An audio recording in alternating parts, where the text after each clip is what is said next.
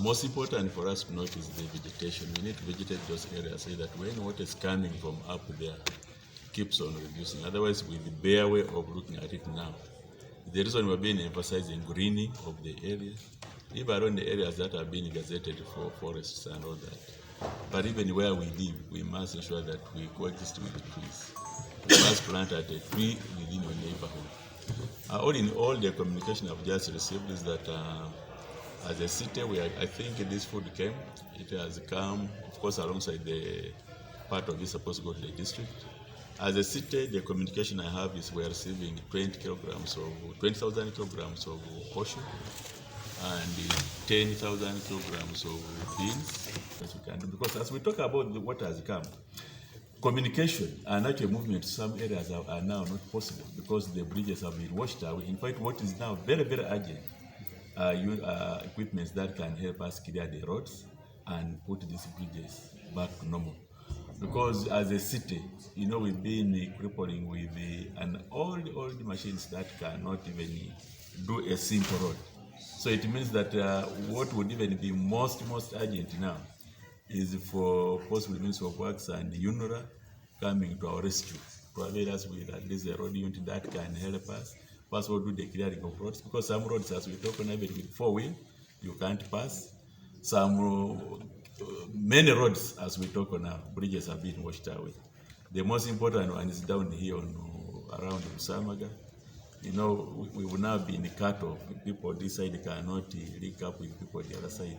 So all this we are talking about, but as a city, for us to be able even to move, because we don't have choppers to fly to those areas, we need to first clear the road so that as the situation continues, people are able to move and maybe look for survival, because at the end of the day, people must still continue moving. But my only appeal is that it is normally sometimes much better when we get where we can, especially families that are willing, and if there is such help, can go those families, and then as we look for a better solution.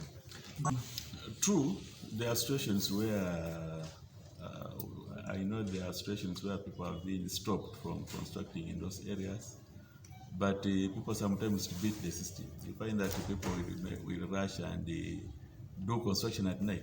The other time we had a problem in one of the areas where we were stopping people from constructing, and people are constructing at night.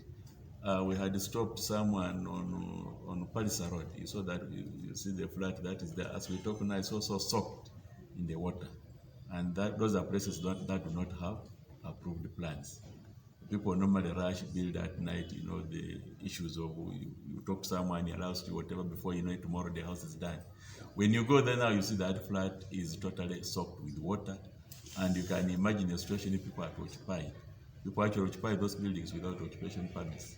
So these are some of the challenges that we are facing with the community, and we still continue appealing to our people that this should really give us some lessons. Some challenges come with the lessons and the learning how to do things better. Would it be right at this time for Cassim? Cassim has been taking action, but that is more of course we are reacting, but I'm saying that in the long run we need to plan better, and that's what we are doing, is what we've been doing, and I'm sure most of these are in place. But like I've said that we've been doing this. Of course we talk and people beat the system and do certain things, and then you know the time some of them are challenged in courts. So before you know it, the court has stopped anything, any activity.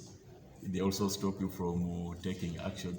So those are some of the challenges that we move with.